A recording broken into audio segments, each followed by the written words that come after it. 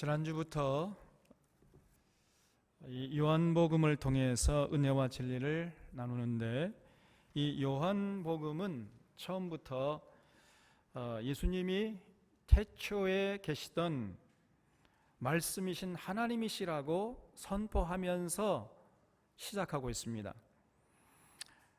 정말 이 경천동지할 내용을 증언하고 있는 거지요.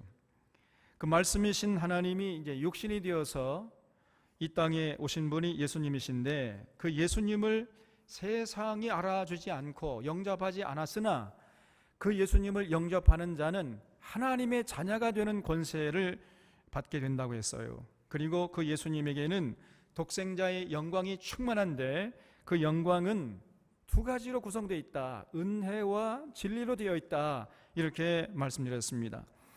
이렇게 이제 예수님을 하나님으로 선포한 다음에 사도 요한은 이제 본격적으로 예수님의 하나님 되심에 대해서 증언하고 있는데, 가장 먼저 당대의 최고의 인기 슈퍼스타였던 이 세례 요한의 증언을 이제 19절 이하부터 소개하고 있습니다. 19절 말씀을 보면은, 유대인들이 예루살렘에서 제사장들과 레위인들을 요한에게 보내어 네가 누구냐 물을 때에 요한의 증언이 이러하니라 그랬습니다.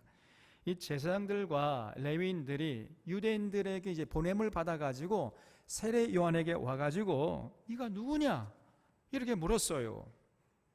여러분, 이 제사장들과 레위인들이 보통 사람에게, 평범한 사람에게 가가지고 네가 누구냐 이렇게 묻겠습니까? 그렇지 않겠지요? 그 당시에 굉장히 사람들에게 인기를 끌고 있는, 주목의 대상이 되는 그 사람에게 가서 묻겠지요. 당시에 세례 요한의 인기가 하늘을 찌르고 있었던 겁니다. 그래서 당시 세례 요한은 요단강 근처 이 베다니에서 세례를 베풀고 있었습니다. 그때의 모습을 마가복음 1장 4절 이하에서는 이렇게 기록하고 있어요. 세례 요한이 광야에 이르러 죄 사함을 받게 하는 회개의 세례를 전파하니 온 유대 지방과 예루살렘 사람이 다 나아가 자기 죄를 자복하고 요단강에서 그에게 세례를 받더라 그랬습니다. 여러분, 이거는 정말 놀라운 기록이에요. 당시 예루살렘 사람들은요, 굉장히 자존심이 강한 사람들이었습니다.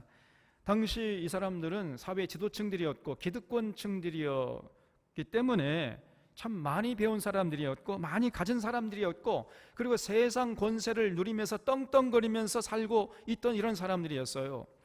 그렇기 때문에 아무에게나 가가지고 무릎 꿇고 죄를 자복하고 세례받을 사람이 아닙니다. 이 사람들이 굉장히, 이 사람들은요, 예루살렘 사람들 그러면 아주 자존심이 센 사람들이었어요. 그런데 그런 사람들이 전부 세례 요한에게 나가서 죄를 자복하고 세례받았다는 것인데, 이 얼마나 놀라운 일입니까? 그만큼 이 세례 요한의 카리스마와 인기가 대단했다는 것을 우리에게 보여주고 있어요. 그러니까 당시 사람들이, 야, 저 세례 요한이 정말 그 성경에 기록된 하나님이 언젠가 이제 때가 되면 보내주시겠다 하는 그 메시아가 아닌가 할 정도 생각이 들 정도로 그렇게 이제 대단한 권위를 누리고 있었던 것이죠. 그래서 유대인들이 제사장들과 이제 레위인들을 요한에게 보내가지고 네가 도대체 누구냐 이렇게 묻게 했던 거예요. 그러니까 혹시 네가 메시아가 아니냐 이런 의미가 그 안에 담겨 있었던 것입니다.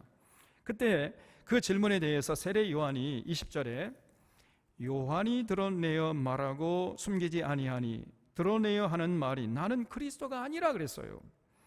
그러니까 당시 사람들의 인기를 감안하면은, 그래, 너희 말대로 내가 메시아다, 어쩔래, 이렇게 나와도 될 상황이었잖아요.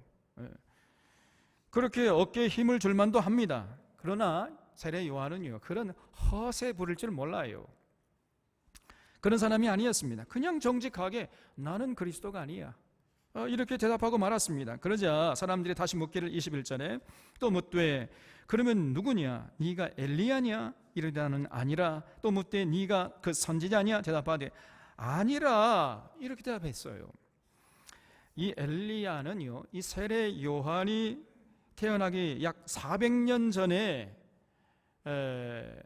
하나님께서 이 이스라엘 백성들에게 때가 되면 보내주심하고 약속한 선지자 아니었습니까? 그래서 하나님이 이제 심판날이 이르기 전에 먼저 엘리야를 보내가지고 이스라엘 백성들을 다 회개케 하겠노라, 이렇게 말라기에서 예언을 해놨어요. 말라기서 4장 5절에 보면, 보라, 여호와의 크고 두려운 날이 이르기 전에 내가 선지자 엘리야를 너희에게 보내리니 그가 아버지의 마음을 자녀에게로 돌이키게 하고 자녀들의 마음을 그들의 아버지에게로 돌이키게 하리라 그랬어요. 이런 구약의 이 말라기서의 예언을 당시에 유대인들이 알고 있었기 때문에 만약에 세례 요한이 내가 그래 엘리야다 이렇게 말을 하면요, 사람들에게 굉장한 대접을 받을 수 있는 이런 상황이었던 것입니다. 그러나 세례 요한은 나는 엘리야가 아니야. 또 사람들이 자꾸 다보지, 네가 엘리야지. 아니라니까 그러네. 이렇게 아주 아니라는 것을 분명히 잘라 말한 거예요. 그러나 사실 이 세례 요한은 하나님이 보내시기로 약속하신 엘리야였습니다. 왜냐하면 예수님이 엘리야라고 인정해 주셨어요. 마태복음 11장 14절에 보면 만일 너희가 즐겨 받을진대 오리라 한 엘리야가 곧 이 사람이라 하시면서 예수님이 이 세례 요한을 엘리야라고 이렇게 인정해 주셨던 것입니다. 그런데 정작 본인은 부인하고 있어요. 아무리 다그쳐도 나는 엘리야가 아니야, 이렇게 부인하고 있는 겁니다. 그러니까 사람들이요, 아니 그러면 네가 그리스도도 아니고 그리고 엘리야도 아니라면 도대체 너는 누구냐, 네 정체가 뭐냐 밝혀라, 이렇게 또 다그쳐 따져 물었던 거예요. 그때 세례 요한이 23절에서 나는 선지자 이사야의 말과 같이 주의 길을 곧게 하라고 광야에서 외치는 자의 소리로라 그랬어요. 여러분, 이 소리라는 거는요, 뜻이 통하지 않는 것에 불과하지요. 그러니까 이 소리는 말보다도 별로 가치가 없는 거예요. 그렇지 않습니까? 바람 소리, 천둥 소리, 구름 소리는 없고, 소리는 뜻이 담겨 있지 않는 그런 것에 불과하지 않습니까? 그러니까 소리에 뜻이 담기면 뭐가 돼요? 말이 되는 거지요. 그러니까 소리보다 말이 중요한 것이 말. 근데 지금 사도 요한은 나는 광야에서 외치는 그냥 소리다는 거예요. 소리.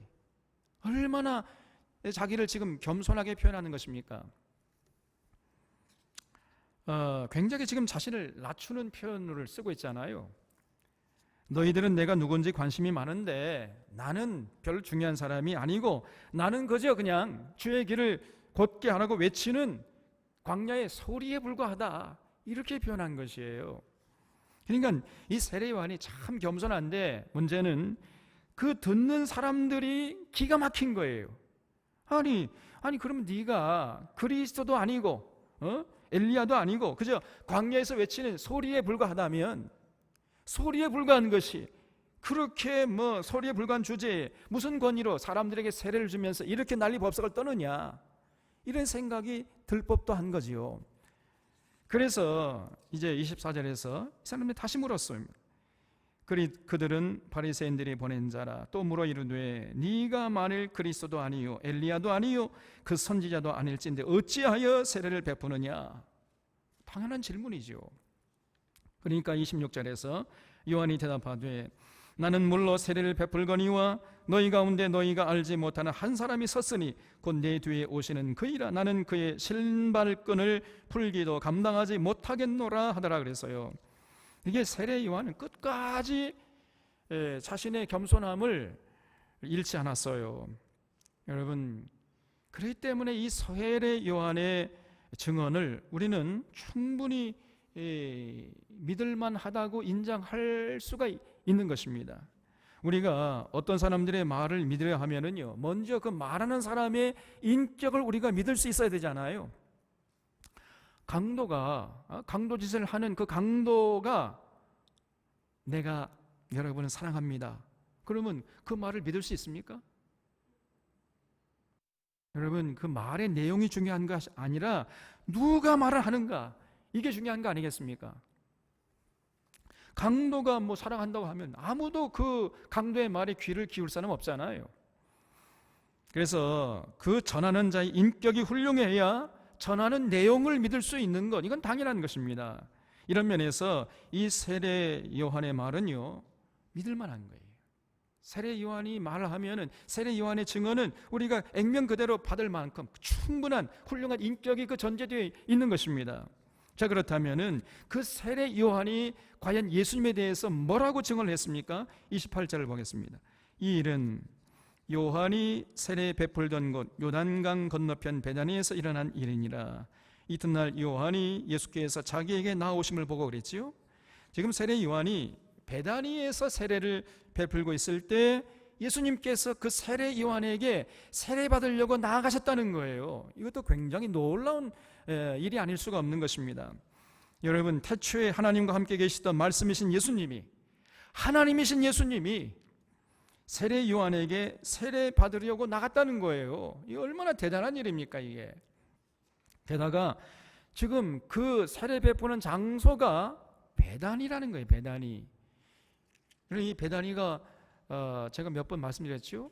베다니의 합성어인데 베시라는 말은 집이란 말이에요. 아니란 말 슬픔이란 말. 그 슬픔의 집이에요. 베다니가 왜 슬픔의 집이냐면은 거기 이제 당시에 이제 한센시 병을 앓던 사람들이 옹기종기 모여 사는 이런 동네였습니다. 그렇기 때문에 아주 사회에서 격리되고, 그렇기 때문에 사람들에게 손가락질 받고, 그렇기 때문에 가난하고, 사람들에게 외면받는 이런 동네가 바로 베다니였던 거예요.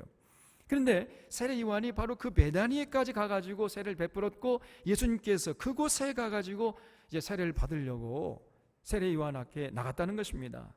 당시에 예루살렘 사람들은요, 이 베다니 그러면 다 그냥 얼굴을 찌푸리고 외면할 정도로 그렇게 사람들에게 버림받은 장소가 바로 베다니라는 장소였습니다. 거기에서 그 더럽고 냄새나고 추한 사람들이 모여 사는 그런 곳에서 세례 요한이 세례를 베풀었고, 예수님이 그곳으로 갔다는 거예요. 이거 얼마나 놀라운 얘기입니까? 자, 그런데 이렇게 세례 요한이 자기에게 이제 세례 받으려고 나오시는 예수님을 보자마자 뭐라고 증언했습니까? 29절 하반절에 보라, 세상 죄를 지고 가는 하나님의 어린 양이로다 그랬어요. 참으로 놀라운 증언입니다, 여러분. 이 어린 양이라는 말은 이스라엘 백성들에게는 너무나 친숙한 개념이에요. 이스라엘 백성들이 출애굽할 때 6월절에 어린 양을 잡아가지고 그 피를 문설주에 발랐잖아요. 그러니까 그래서 이 어린 양의 피가 묻어있는 그 문설주의 집에 있는 사람들은 안전했습니다. 왜냐하면 천사들이 그 어린 양의 피가 묻어있는 집에는 그냥 건너뛰었던 거예요. 그걸 6월이에요. 6월 한 거예요. 그래서 6월절이 된 거 아니겠습니까? 그래서 6월절 그 어린 양의 피로 말미암아 이스라엘 백성들이 이제 하나님의 심판을 면하고 살아날 수가 있었고, 그리고 출애굽할 수 있었잖아요. 그런데 지금 이 세례 요한이 예수님을 바로 그 6월절의 어린 양, 세상의 모든 죄를 지고 간 하나님의 어린 양이로다, 이렇게 증언하고 있는 것입니다. 그러니까 말씀이신 하나님이 이 세상 죄를 지고 가는 어린 양이 되기 위해서 지금 이 땅에 오셨다는 거예요. 굉장한 증언 아니겠습니까? 자, 그러면 세례 요한이 이렇게 증언하는 증거가 무엇입니까? 30절에 내가 전에 말하기를 내 뒤에 오는 사람이 있는데 나보다 앞선 것은 그가 나보다 먼저 계심이라 한 것이 이 사람을 가리킴이라 그랬지요. 지난번에 우리가 누가복음 1장에서 살펴본 대로 세례 요한은 예수님보다 6개월 정도 늦게 태어나셨어요. 그럼에도 불구하고 세례 요한은 예수님이 자기보다 먼저 계셨다, 이렇게 지금 증언하고 있지 않습니까? 나보다 먼저 계셨다는 말은요, 나보다 먼저 태어났다 이런 말도 되지만은, 그러나 그 나보다 먼저 계신 그분이 바로 메시아다, 이런 의미가 거기에 담겨 있었던 거거든요.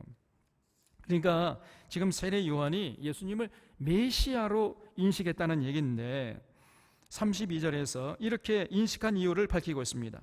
나도 그를 알지 못했으나, 원래 이제 세례 요한이 예수님을 알지 못했는데 내가 와서 물로 세례를 베푸는 것은 그를 이스라엘에게 나타내려 함이라 하니라. 요한이 또 증거하여 가로되 내가 보매 성령이 비둘기같이 하늘로서 내려와서 그 위에 머물렀더라 그랬어요. 성령님이 하늘에서부터 내려와서 예수님 머리 위에 머물러 있는 것을 보았기 때문에 내가 지금 예수님을 메시아로 인식했다는 것입니다. 그런데 그 성령님의 이미지가 비둘기 같다 그랬어요. 여러분, 이 비둘기는 온유함의 상징이고 평화의 상징이죠.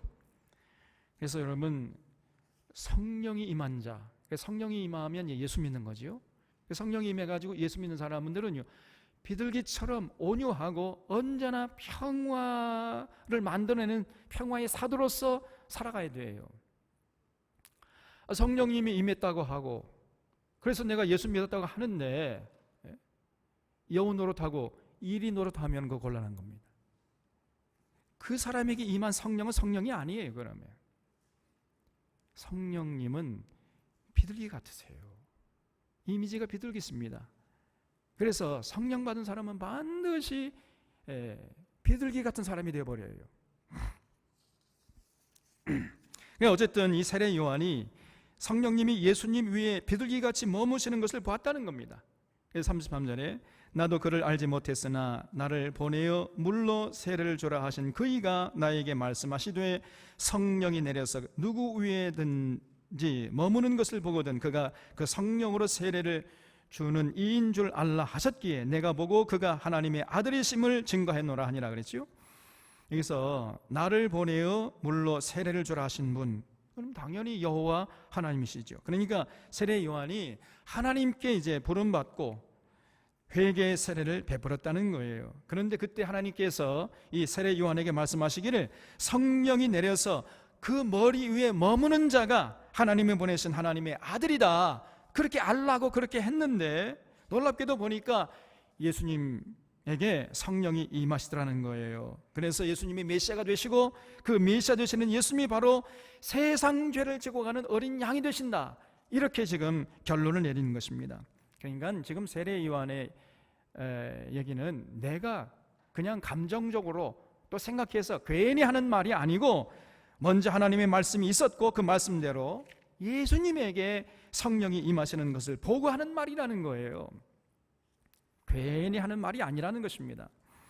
이렇게 세례 요한의 인격과 그의 증언의 내용을 종합적으로 감안하면 이 세례 요한의 증언은 우리가 충분히 믿을 만한 근거가 있는 것이죠. 이제 중요한 것은 이 세례 요한의 증언을 믿을 것인가 말 것인가, 이 문제만 남아 있는 것이에요. 인류 역사는요, 이 증언을 믿는 사람과 이 증언을 거부하는 사람으로 나눌 수 있습니다. 믿는 사람은 생명을 누렸고 영생을 누렸지만은 이 세례 요한의 증언을 믿지 않고 거부하는 사람은, 그러면 그 사람은 생명을 누리지 못하고 영생을 누리지 못하게 되는 것이죠. 우리 사론의 교우들은 이 세례 요한의 증언을 믿는 자들의 편에 설 수 있기를 바랍니다. 예수님을 세상 죄를 지고 가는 어린 양으로 굳게 믿으시기를 바랍니다. 예수님이 이 땅에 오신 것은 다른 것이 아닙니다. 여러분과 제가 지은 죄를 대신 지시기 위해서 이 세상에 오셨다는 거예요. 그래서 우리들을 하나님과의 관계를 회복시켜서 하나님과 친밀한 관계를 유지하기 위해서, 하나님의 자녀 권세를 누리도록 하기 위해서 예수님께서 이 땅에 오신 것이죠. 그렇기 때문에 예수님의 그 행진의 정착점은 필연적으로 빌라도의 궁전이 아니었고 그 골고다 십자가 언덕이었던 것입니다. 35절을 보겠습니다. 또 이튿날 요한이 자기 제자 중 두 사람과 함께 섰다가 예수께서 건의심을 보고 말하되 보라 하나님의 어린 양이로다. 두 제자가 그의 말을 듣고 예수를 따르거든. 그렇죠? 이 세례 요한이 자기 제자들에게 예수님 소개하기를 보라 하나님의 어린 양이로다, 이렇게 또다시 소개를 하니까 두 제자가요, 세례 요한을 따르다 말고 아이고 뭐 세례 요한 정도 뭐 별거 아니구나. 그리고 예수님을 따르기 시작했다는 거예요. 그러니까 이 세례 요한의 말이 뭐냐면요, 나는 별거 아니야. 사실 알고 보면 나는 별거 아니고 진짜는 저 예수님이야. 이렇게 소개한 거예요. 그러니까 세례 요한의 제자들이 세례 요한을 따르지 말고 예수님을 이제 따라가기 시작한 거예요. 야, 여러분, 이 세례 요한의 인격이 얼마나 훌륭합니까? 당시 세례 요한의 나이가 한 30세밖에 안 됐거든요. 30살밖에 안 된 그 청년이 이렇게 인격이 훌륭해요. 저는 30살 때 내가 이렇게 할 수 있을까? 죽었다기나 그냥 못하겠어요. 나를 따르라 그래야지. 어떻게 나는 아무것도 아니고 저 예수님이 훌륭하니까, 저 예수님이 진짜니까 예수님을 따르라, 이렇게 할 수 있겠습니까, 여러분? 이 세례 요한의 인격과 소양이 정말 훌륭하잖아요. 38절에 그러니까 이렇게 이제 세례 요한의 제자였던 사람들이 예수님을 따르니까 예수님께서 돌이켜 그 따르는 것을 보시고 물어 이르되 무엇을 구하느냐 이르되 랍비여 어디 계시오니까 하니, 랍비는 번역하면 선생이라 그랬어요. 그러니까 예수님께서 자기를 따라온 제자들에게 무엇을 구하느냐 이렇게 물었어요. 그러니까 무엇 때문에 지금 너희들이 나를 따르려 하느냐, 너희들이 나를 따르는 목적이 뭐냐, 지금 이걸 물으신 겁니다. 여러분, 이건 굉장히 중요한 질문이죠.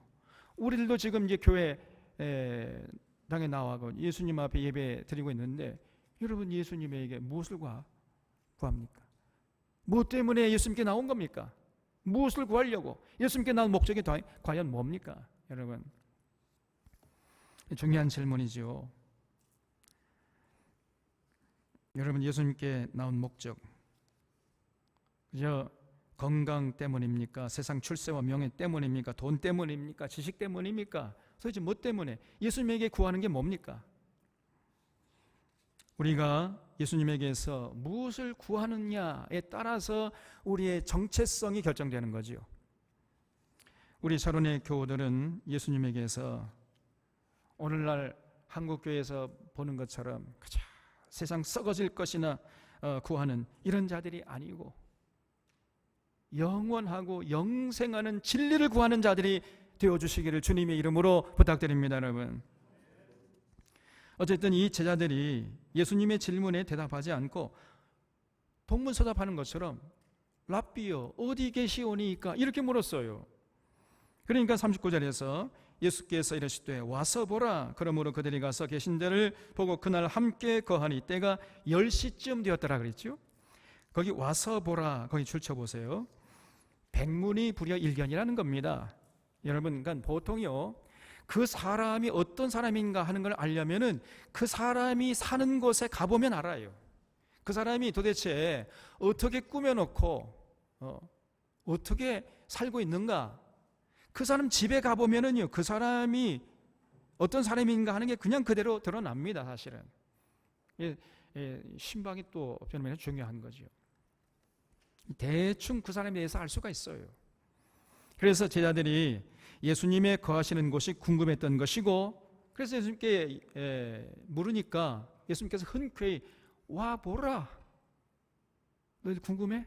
와봐, 이렇게 해서 가봤는데 그때가 10시였다는 거지요. 10시면은 우리 시간으로 오후 4시입니다. 그러니까 오후 4시에 예수님이 이제 사시는 곳에 가보고 그날 온종일 함께 거했다는 거지요. 자, 그러면 가본 제자들이 그 기대에 부응했겠습니까? 실망했겠습니까? 여러분도 예수님의 사시는 곳이 궁금하지요? 가보고 싶지요? 세상이 이렇게 조용할 수가 없습니다. 저도 예수님이 사시는 곳이 궁금해요. 야, 도대체 예수님 어떻게 사셨을까? 예수님의 살림살이는 어떠할까? 과연 소파는 있는가? 소파가 있다면 얼마짜린가? 예? 예수님의 옷장에는 어떤 옷들이 과연 걸려 있을까? 궁금하지요? 저도 참 궁금한데 제자들도 궁금했던 거예요. 그래서 예수님의 계신 곳에 가봤더니 에게게 이게 뭐야 젠장?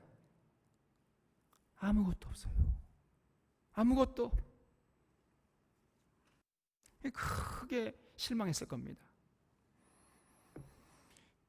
여러분, 예수님이 말씀하시지 않았습니까?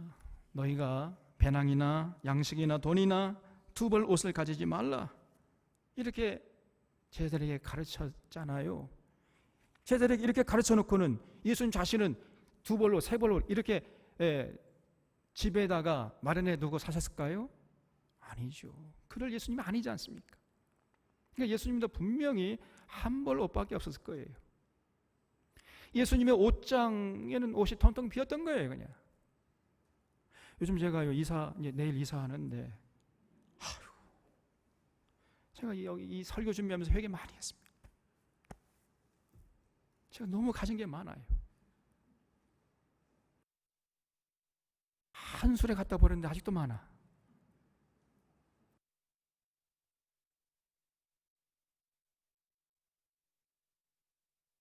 근데 사실은 예수님은 딱히 사실은 거쳐도 일정하지도 않았습니다. 예수님께서 말씀하시기를 여우도 굴이 있고 공중에 나는 새도 거처가 있지만은 인자는 머리 둘 곳이 없다, 이렇게 말씀하지 않았습니까? 그러니까 오늘은 이곳 내일은 저곳, 그저 이 동네 저 동네 다니시면서 하늘의 진리를 전해주시고, 그리고 몰려드는 그 환자들 다 일일이 손을 대면서 그 병을 고쳐주시고, 이렇게 살았잖아요. 그러니까 일정한 거처도 없으셨어요, 예수님이. 그런데 무슨 살림살이가 있었겠습니까? 아마 우리 한국교회 교인들은 예수님 계신 곳을 가봤으면은 에게게 그리고 실망이 다 돌아갔을 거예요, 그냥. 그렇잖아요. 뭐 이런 사람이 메시아야? 그러면서 아마 실망이 컸을 겁니다. 그런데 당시 제자들은 달랐어요. 여기 40절에 요한의 말을 듣고 예수를 따르는 두 사람 중에 하나는 시몬 베드로의 형제 안드레라. 그가 먼저 자기의 형제 시몬을 찾아 말하되 우리가 메시아를 만났다 하고, 메시아는 번역하면 그리스도라 그랬지요. 거기에 우리가 메시아를 만났다에 줄을 쳐주시기 바랍니다. 이 안드레라는 사람이 있었는데, 이 사람이 원래 이 세례 요한의 추종자였는데, 세례 요한이 뭐라 하나님의 어린 양이로다 이렇게 하니까 이제 세례 요한 따르는 것을 포기하고 예수님을 따라갔던 사람이었어요. 근데 이 안드레가 자기 형제 시몬을 찾아가서 우리가 메시아를 만났다, 이렇게 고백을 했어요. 예수님의 계신 곳까지 가본 사람인데, 굉장히 누추한, 또 예수님의 모습이요, 여러분 저같이 생각하면 정말 큰 착각입니다. 예수님의 모습이요, 볼품이 없었습니다, 사실은. 그래도 저는요, 그래도 그나마 괜찮은 거예요. 이사야서 53장에 보면 예수님께서 그 예수님의 모습, 메시아의 모습을 묘사한 장면이 나오는데, 고운 모양도 없고 풍채도 없고 흠모할 만한 어떤 아름다운 것도 없다 그랬어요. 마치 마른 땅에서 나온 줄기 같다 그랬습니다. 그러니까 예수님의 모습이요, 삐쩍 말랐던 거예요. 마른 땅에서 나온 줄기 같으니까요. 얼마나 마른 땅에 나온 줄기는 시들시들하지 않습니까? 볼품이 없어요. 그러니까 예수님의 모습이 삐쩍 마르고 외모도 볼품이 없었던 거예요. 게다가 사는 곳에 가보니까 또 그렇게 초라하고 궁색할 수가 없어요, 이게. 그런데 그런 모습을 보고서도 이 안드레가 우리가 메시아를 만났다, 이렇게 자기 형제 시몬에게 고백하고 있는 겁니다. 여러분, 이 안드레가요, 좀 우리가 다르잖아요. 벌써 그 내면이 건강하다는 것을 느낄 수 있습니다. 이 안드레가 사람 보는 눈이 있었다는 걸 볼 수 있어요. 비록 예수님의 겉모습은 초라하고 살림살이는 궁색해 보였지만은, 그러나 예수님의 눈빛과 언행을 통해서 야, 저 예수라는 분이 이 범상치 않은 분이구나, 이를 느낄 줄 아는 이런 사람이었다는 것을 우리가 알 수 있는 것입니다, 여러분. 그래서 이 안드레가 자기 형제 시몬을 데리고 예수님께로 갔더니 42절에 데리고 예수께로 오니 예수께서 보시고 이르시되 네가 요한의 아들 시몬이니 장차 게바라 하리라 하시니라. 게바는 번역하면 베드로라 그랬어요. 예수님이 시몬을 보자마자 내가 너를 장차 베드로라 하리라, 이렇게 시몬의 이름을 그냥 바꿔줘 버렸어요. 여러분, 이 베드로라는 말은 돌이라는 얘기입니다. 돌, 반석 혹은 돌. 네, 우리나라 요즘에 자기 호를 돌이라고 지은 사람이 있어요. 누굽니까? 유명한 사람인데 도올 김용호. 이 도올이라는 말 빨리 발음을 해보세요. 돌. 자기 돌이야. 그래서 진짜 자기가 돌이라는 의미로 도올이라고 자기 호를 정한 사람이 이 김용호이라는 사람이에요. 그러니까 쉽게 말하면 자기가 베드로라는 얘기입니다. 저도 좀 나이가 좀 드니까 나도 내 호를 한번 정해봐야 되겠다. 뭐라고 지을지. 저는 늦가을이라고 정실까 그런 생각을 합니다. 늦가을. 좀 제가 늦되거든요. 어쨌든 이 예수님이 시몬을 보자마자 베드로라 하리라 이렇게 말씀했습니다. 근데 제가 볼 때 왜 예수님께서 이 시몬을 베드로라고 이름을 붙여줬을까? 시몬에게 정말 딱 맞는, 걸맞는 이름이었어요. 여러분, 시몬은요, 우리가 나중에 쭉 성경을 통해서 보게 되면은 정말 베드로 같은 사람이었습니다. 반석, 돌 같은 사람이었어요. 시몬은 비열함과는 거리가 먼 사람이었어요.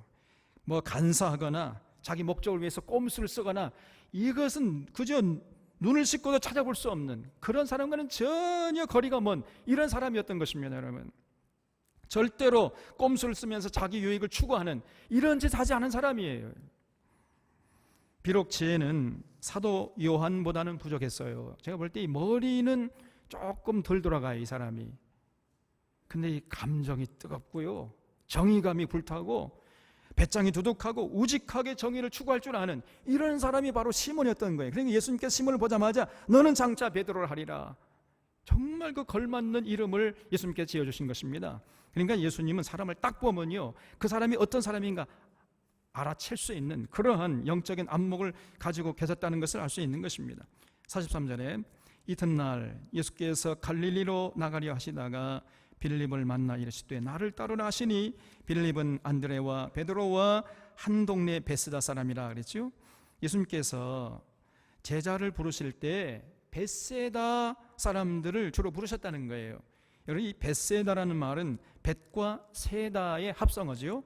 벳이라는 말은 아까 말씀드린 집이라는 말이고, 세다라는 건 어부라는 말이에요. 그러니까 어부의 집이라는 것이 베세다예요. 그러니까 이 베세다라는 동네는 갈릴리 호수에 나가가지고 그 고기를 잡아가지고 근근히 살아가는 이런 사람들이 옹기종기 모여 사는 동네가 바로 베세다였던 것이에요. 그러니까 그 베세다라는 동네는 굉장히 가난한 사람들이 모여 사는 동네였던 것입니다. 별로 배운 것도 없고, 그래서 어렸을 때부터 갈릴리 어부로서 잔뼈가 굵은 사람들이 모여 사는 그런 동네가 바로 베세다였어요. 그러니까 그런 베세다 사람들을 예수님께서 제자로 불렀다는 건데, 여러분, 그런 가난한 동네에 안드레와 베드로와 빌립이 함께 살았다는 겁니다. 그러니까 예수님이 제자로 부른 사람들은 대개 다 가난한 사람들이었다는 것을 알 수 있고요. 그런데 가난한 사람들이었지만은 그러나 속 사람이 건강한 사람들이었어요. 심성이 맑고 올곧은 가치관, 세상을 보는 눈이 아주 건강한 이런 사람들을 예수님께서 제자로 부르셨던 것입니다. 45절에 빌립이 나다나엘을 찾아 이르되 모세가 율법에 기록하였고 여러 선지자가 기록한 그 일을 우리가 만났으니 요셉의 아들 나사렛 예수니라. 나다나엘이 이르되 나사렛에서 무슨 선한 것이 날 수 있느냐. 빌립이 이르되 와서 보라 하니라 그랬죠. 거기에 모세가 율법에 기록했고 여러 선지자가 기록한 그 일을 우리가 만났다. 줄 쳐보세요. 모세가 율법에 기록한 것이면 이건 모세 오경을 말하겠지요. 여러 선지자가 기록한 것이라면 이거 예언서들을 말하는 것입니다. 그러니까 율법서와 예언서에 예언된 메시아를 우리가 만났다는 거예요. 그분이 바로 누구냐? 나사렛 예수라는 것입니다. 그러니까 나다나엘이 아주 비아냥거리면서 뭐 나사렛에서 무슨 선한 것이 날 수 있냐 이렇게 반문했어요. 빌립에게. 여러분, 이 갈릴리 나사렛 지금 가보면요, 지금도 완전히 깡촌 중에 깡촌입니다. 그게. 우리나라 하면 저 함경북도 어디입니까? 아오지 탄강 정도, 그 정도 되는 곳이에요. 굉장히 깡촌 중에 깡촌인데, 그런 시골 동네, 가난한 동네에서 무슨 메시아 왕이 날 수 있느냐 이렇게 반문한 거지요, 나다나엘이. 그러니까 빌립과 나다나엘은 당시 이제 다윗과 같은 메시아가 출현해서 빨리 로마 식민지 시대를 끝내고 모든 사람들이 사람답게 사는 세상을 갈망하고 있었던 이런 사람들이라는 것을 우리가 알 수 있어요. 그래서 이 빌립이 야, 다윗 같은 메시아를 내가 봤어 이렇게 이제 얘기하니까 나다나엘이 아니 다윗 같은 메시아가 어떻게 나사렛 같은 그런 시골 깡촌에서 날 수 있단 말이냐, 쉽게 말하면 어떻게 개천에서 용이 나겠느냐, 뭐 이런 식으로 이제 대꾸를 한 것입니다. 그러니까 빌립이요, 와 보라 이렇게 얘기했어요. 말로는 설명이 안 되고 가서 한번 보자는 것입니다. 여러분, 이 빌립의 이 말도 우리가 마음이 좀 새겨야 됩니다. 이 전도할 때 정말 이거는 필요한 말이에요. 우리가 전도할 때 절대로 그 전도하는 대상자하고요 논쟁하려고 하면 안 됩니다. 논쟁하면 논쟁에서 이기고 사람을 잃을 수가 있어요. 절대 논쟁은 우리가 피해야 되는 거예요. 바울은 말하기를 나는 설득력 있는 지혜의 말로 하지 아니하고 다만 성령의 나타나심과 능력으로 하려 한다. 바울은 절대로 논쟁하지 않겠다는 것입니다. 그래서 논쟁에서 이긴다고 여러분 절대 전도되는 게 아니에요. 착각하면 안 됩니다. 만약에 우리가 논쟁하잖아요. 그러면 상대방이 만약에 논쟁에서 지면 기분 나쁘게 해서 좋겠어요. 나쁘니까 교회 나와요, 안 나와요? 안 나옵니다. 만약에 논쟁에서 이기면 어떻게 돼요? 기고만장하죠. 그러면 또 나와요, 안 나와요? 교만해서 안 나와 또. 이겨도 안 되고 져도 안 되고. 그럼 절대 논쟁하면 안 됩니다, 여러분. 그냥 와 보라 그러면 돼요. 와 보라. 보여주면 되는 겁니다. 그 대신에 우리 교회 한번 와 보라 이렇게 말하려면은 그만큼 우리에게 보여줄 것이 있어야 돼요. 그렇죠? 보여줄 것이 있어야 되고 들려줄 것이 있을 때 와 보라 해야지. 보여줄 것도 없는데 와 보라 하면 그거 곤란한 겁니다. 그게. 그러면 여러분, 우리가 와 보라 하기 위해서 준비할 것이 무엇이겠습니까?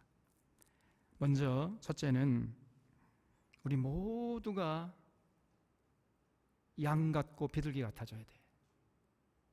교회 나오는 사람들이요, 먼저 양 같고 비둘기 같아야 돼. 성도들이 여우 같고 이리 같으면 곤란하겠지요. 처음 나온 사람들이 교회 와서 야, 내가 모처럼 사람다운 사람을 만났다. 정말 내가 보니까 저 인격자들 만났다.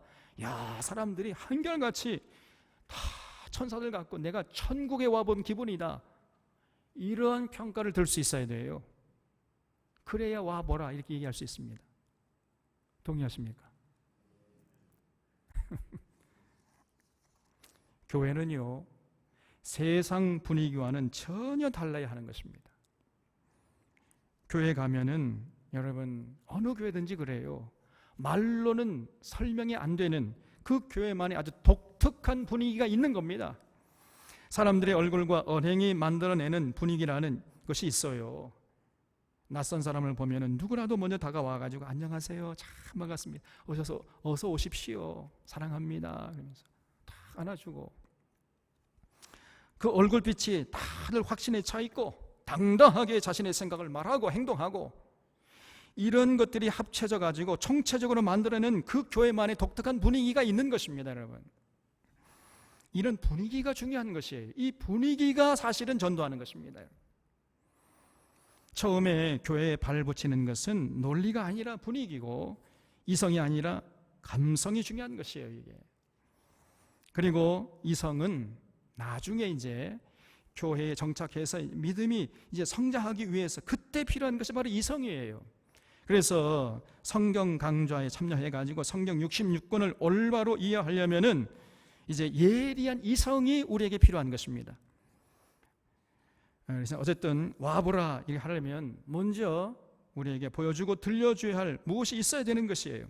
그런데 빌립은 그만큼 이제 예수님을 보면서 자신이 생긴 것 같아요. 저 예수님이라는 분은 보여줄 것이 있고 들려줄 것이 있는 분이다. 이렇게 확신에 차 있었던 거예요. 그래서 이제 나다나엘 보고 예수님에게 한번 가보자. 이렇게 하고 이제 데려가니까 47절에 예수께서 나다나엘이 자기에게 오는 것을 보시고 그를 가리켜 이르시되 보라 이는 참으로 이스라엘 사람이라 그 속에 간사한 것이 없도다 그랬어요. 여러분 그 속에 간사한 것이 없다는 말은요 이게 무슨 말이에요? 쉽게 말하면 속 사람이 건강하다는 거죠. 그 속에 자리 잡고 있는 그 인격이 뒤틀리지 않고 아집이나 뒤틀린 생각 같은 잘못된 생각 같은 이런 것들은 전혀 찾아볼 수가 없는 사람이라는 것입니다. 그러니까 예수님께서 이 나다나엘을 보면서 굉장히 칭찬을 하는 거지요. 그러니까 나다나엘이 굉장히 우쑥했겠죠. 예수님 칭찬하시니까 말이에요. 그래서 48절에 나다나엘이 이르되 어떻게 나를 아시나이까? 예수께서 대답하여 이르시되 빌립이 너를 부르기 전에 네가 무화과 나무 아래에 있을 때 보았노라 그랬어요.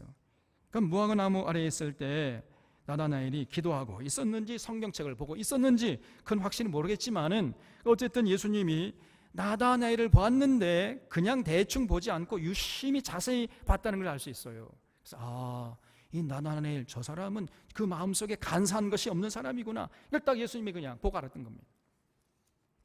그러니까 49절에 나다나엘이 대답하되 랍비여 당신은 하나님의 아들이시여 당신은 이스라엘의 임금이로소이다. 이렇게 고백을 했어요. 아니 조금 전에 방금 전에 나사렛이 뭐라고 그랬죠? 예수님 소개받고 에이 그 나사렛 같은 데서 어떻게 메시아가 날 수 있어? 어떻게 선한 것이 날 수 있어? 이런 사람인데 예수님과 몇 마디 말을 해보고서는요 그냥 무릎을 꿇고 당신은 하나님의 아들이시여 이스라엘의 임금이시로소이다 이렇게 고백을 해버린 거예요. 그러니까 예수님이 50절에 예수께서 대답하시되 내가 너를 무화과 나무 아래서 보았다 함으로 믿느냐 이보다 더 큰 일을 보리라 이렇게 나왔죠. 여러분 이렇게 이제 일단 마음이 열려가지고 예수님을 받아들이고 하면요 그 다음에는 더 큰 것도 볼 수 있게 되는 것이죠.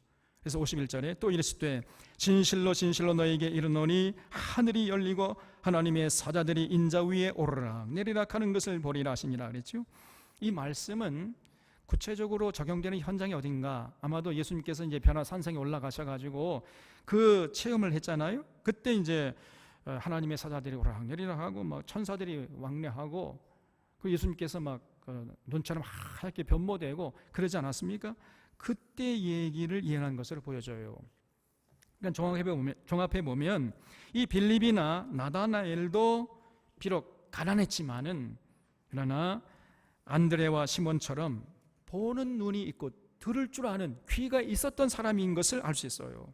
저 예수라는 분이 비록 겉으로는 볼품도 없고 궁색하고 초라하게 보이지만은 그러나 그 예수님의 그 언행 속에서 예수님의 됨됨이가 범상치 않은 인물임을 알아챘던 것입니다. 그러니까 이 예수님의 제자들은 한결같이 보는 눈이 있고 듣는 귀가 있었던 사람인 것을 우리가 알 수 있어요. 그러니까 속사람이 건강하고 순수한 사람들이 이제 예수님의 제자가 되었던 것입니다. 여러분 우리도 마찬가지예요. 우리가 사실 예수를 제대로 믿으려면은 보는 눈이 있어야 되고 듣는 귀가 있어야 되고 그리고 깨닫는 영이 있어야 돼요. 마음이 좀 순수해야 돼요. 그런 사람이 예수 잘 믿습니다, 여러분. 속에 아집이 있고 그냥 계산적이고 이런 사람은 예수 믿기가 너무너무 힘든 거예요, 이게. 예수 믿는 게 그리 쉬운 것이 아닙니다. 사실 더군다나 요즘에 주일에 설교 한번 듣는 수준으로 그친다면은 제대로 예수 믿기가 정말 어려운 일이에요. 성경 66권 전체를 통해서 계시하시는 삼위일체 하나님을 알고, 그리고 사람이 얼마나 타락한 존재인지 그걸 성경 말씀을 통해서 처절하게 깨닫고, 그리고 또 이 악령의 세계도 알아야 돼요. 이 악령의 세계가 얼마나 우리를 교묘하게 속이고 우리를 타락시키려고 몸부림치고 발버둥 치는지 성경을 통해서 똑똑히 경험할 때, 그때 비로소 우리가 이제 제대로 온전한 신앙생활을 시작할 수 있게 되는 것입니다.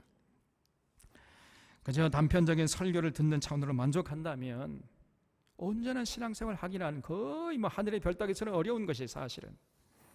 여러분, 이 믿음이라는 것이 어떤 은사로 기적적으로 주어지는 믿음도 있지만은, 그러나 보통의 경우에, 대부분의 경우에는요, 믿음은 어디서 나지요? 들음에서 나는 거예요. 들음에서. 들어야 하는 것입니다. 들어야 하되 어떤 내용을 어느 정도까지 얼마만큼 들어야 되겠는가? 굉장히 중요한 질문인데, 제 경험으로 보면은 창세기부터 요한계시록까지 집중해서 온전히 적어도 10번 이상 들어야 돼요. 창세기부터 요한계시록까지 한 군데 빼지 말고. 이거는 신학교 나온 사람이 하는 얘기입니다. 신학교 나오지 않은 사람은 한 50번 정도 들어야 됩니다. 창세기 요한계시록까지 집중해서 온전히 들어야 돼요. 그래도 성경 66권을 다 알 수 있는 것은 아니지만은, 그래도 그 정도를 듣고 나면은 어느 정도 믿음이 생기게 돼요. 그렇지 않고 예배 시간에 성경 그저 한두 구절 읽고 온갖 예화로 치우고 그저 처세손이나 성공학 차원의 설교를 듣는 수준이라면, 그런 설교를 아무리 열심히 자주 듣는다 할지라도 온전한 믿음을 갖기가 너무너무나 어려운 것입니다. 그러면서 온전한 믿음을 가진다? 이거는 기적이라 할 수 있어요.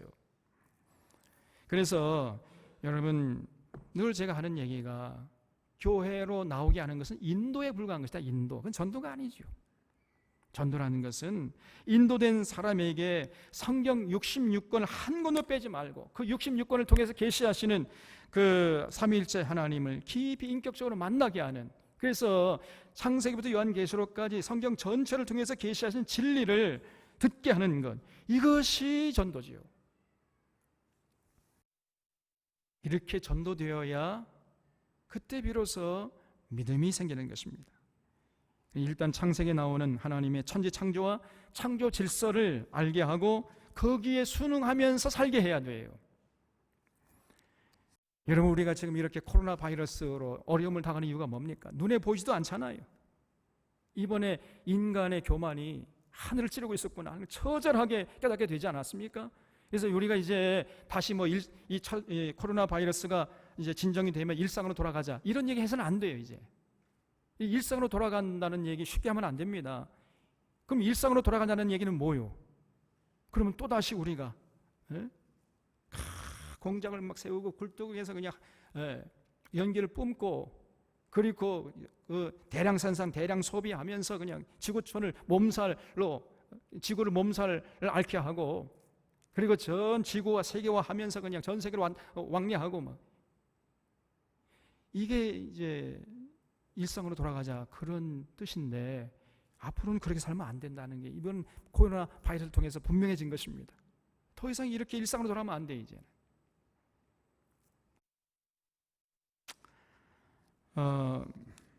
그래서 우리가 하나님을 제대로 알고 하나님의 창조 질서에 일단 순응하도록 해야 됩니다. 하나님의 창조 질서를 지금 완전히 인류가 무시하고 짓밟아버리고 있잖아요. 그런 결과로 우리가 지금 코로나 바이러스에 공격을 당하고 있는 거 아닙니까? 그래서 일단 창세기를 통해서 하나님의 창조 질서를 깨닫고 그 창조 질서를 인정하고 창조 질서 따라 살려고 하는 이런 자세를 갖추게 해야 돼요. 그리고 구약시대의 인간들이 얼마나 하나님의 심정을 상하게 하고 아프게 했는지, 얼마나 하나님을 분노케 했는지 그걸 뼈저리게 알게 하고, 왜 말씀이신 하나님이 육신이 되어서 이 땅에 오셔야만 했는지를 구약 성경의 배경을 통해서 처절하게 알게 해야 합니다. 그래야만 예수님의 십자가 사건의 의미를 제대로 알 수 있는 것이에요. 구약 성경을 모르면 예수님의 십자가 사건을 절대로 알 수가 없는 것입니다. 그리고 부활하신 예수님이 장차 언제 어떻게 어떤 과정을 통해서 어떻게 재림하실 것인지 이런 것들을 요한계시록까지 전체를 통해서 듣고 알고 보게 해야 되는 거예요. 그러할 때만이 제대로 온전한 신앙생활을 이제 할 수 있게 되는 것입니다. 그래서 성경을 통해서 자신의 부족함을 절감하고 성부, 성자, 성령 그 삼위일체 하나님을 인격적으로 만나서 그 하나님 믿고 영접하겠다, 이 정도가 되어야 믿음 생활 한다고 하는 것이지, 주일날 한번 와가지고 달콤한 말, 빠다 바른 말, 처세술이나 성경학 정도 그런 주제를 하는 설교를 몇 번 듣고 내가 믿음 생활하고 있다, 착각하면 안 됩니다. 믿음 생활 아니에요.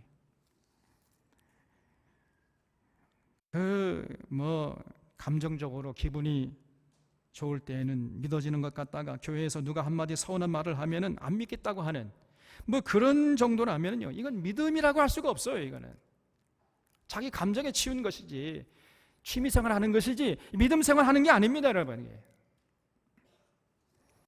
그래서 성경에서 계시하시는 그 모든 진리들을 기본적으로 들을 것은 들어야 돼요. 일단은 이것이 믿음은 들음에서 난다는 의미지, 기복신앙이나 신비주의에 빠진 설교를 백날 듣는다고 믿음이 생긴다는 말이 아닙니다, 여러분.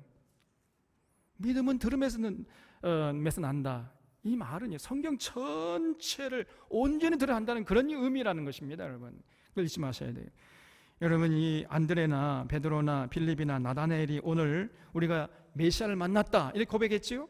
또 하나님의 아들이시여 이스라엘의 임금이시라 이렇게 고백하지 않았습니까? 그런데 이렇게 고백했던 사람이 나중에 어떻게 됐어요? 예수님께서 체포되고 끌려가니까 혼비백산해가지고 다 도망가지 않았습니까? 예수님이 공생애 동안 기적과 표적을 행하시는 것 이 사람들 다 봤어요.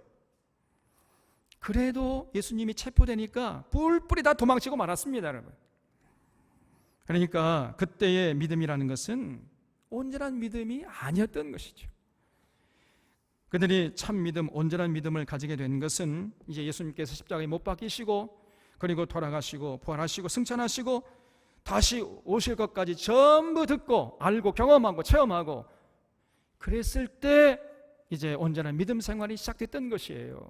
그랬을 때 이 사람들이 이제 목숨 걸고 나가서 복음을 전하는 이런 전도인이 됐던 것입니다.